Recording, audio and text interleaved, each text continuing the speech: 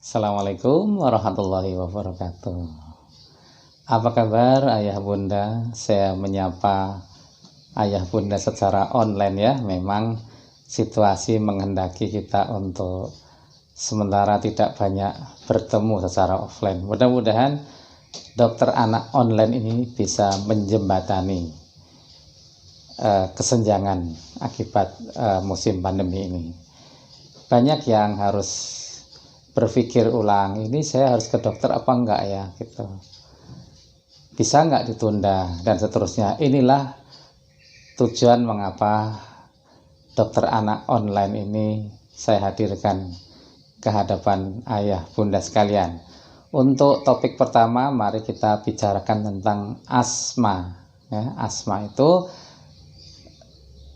nama lengkapnya sebenarnya adalah asma bronkial ya. Sebab ada juga asma kardial, asma yang disebabkan oleh penyakit jantung. Tapi tidak kita bahas itu yang sekarang. Sekarang kita bahas tentang asma bronkial. Asma bronkial itu saya kira ayah bunda juga sudah banyak yang tahu.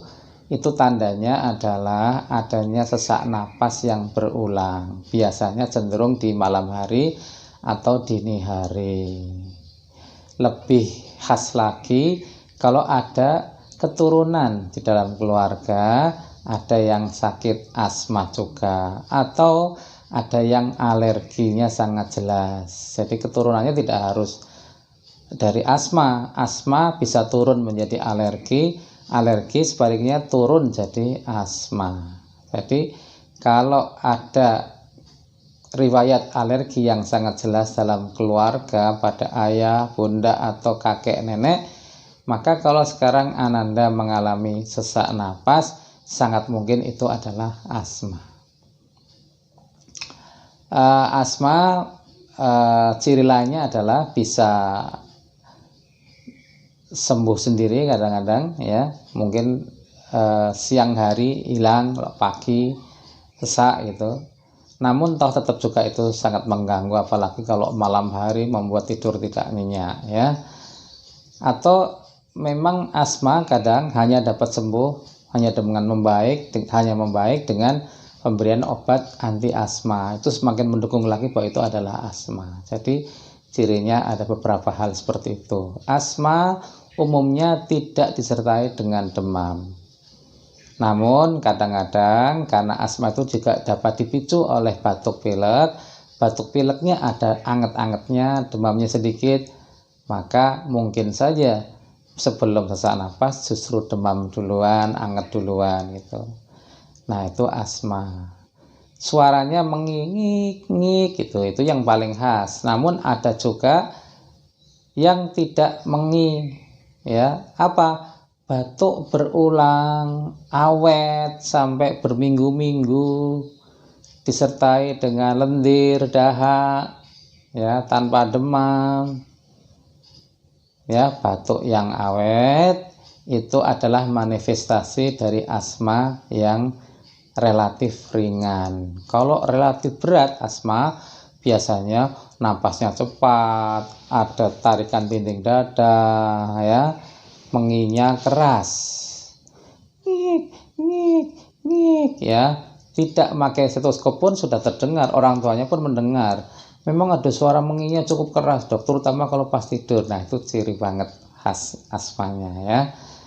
Nah namun bapak ibu ayah bunda sekalian, kadang-kadang asma yang sangat berat itu tandanya justru menginya hilang. Jadi kalau mengi menghilang tapi anaknya gelisah, itu adalah justru tanda dari asma yang berat, bahkan berat banget yang mengancam gagal napas. Jadi kapan bapak ibu ayah bunda dapat menunda kunjungan ke dokter ya? Kalau serangan asmanya ringan-ringan saja, diobati dengan obat yang sudah biasa dipakai, membaik, boleh ditunda sementara. Tapi kalau sudah minum obat atau sudah nyemprot, nyedot, tetap asmanya dirasakan berat, bahkan tambah berat, maka ayah bunda perlu segera ke dokter atau ke rumah sakit. Yang lain itu kapan harus ke dokter ya kalau asmanya sudah lama.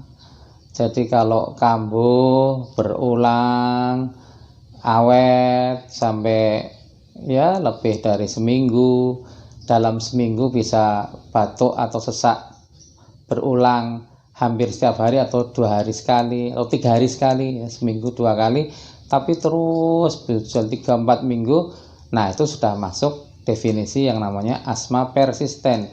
Ini juga perlu segera ke dokter untuk mendapatkan terapi yang lebih baik ya.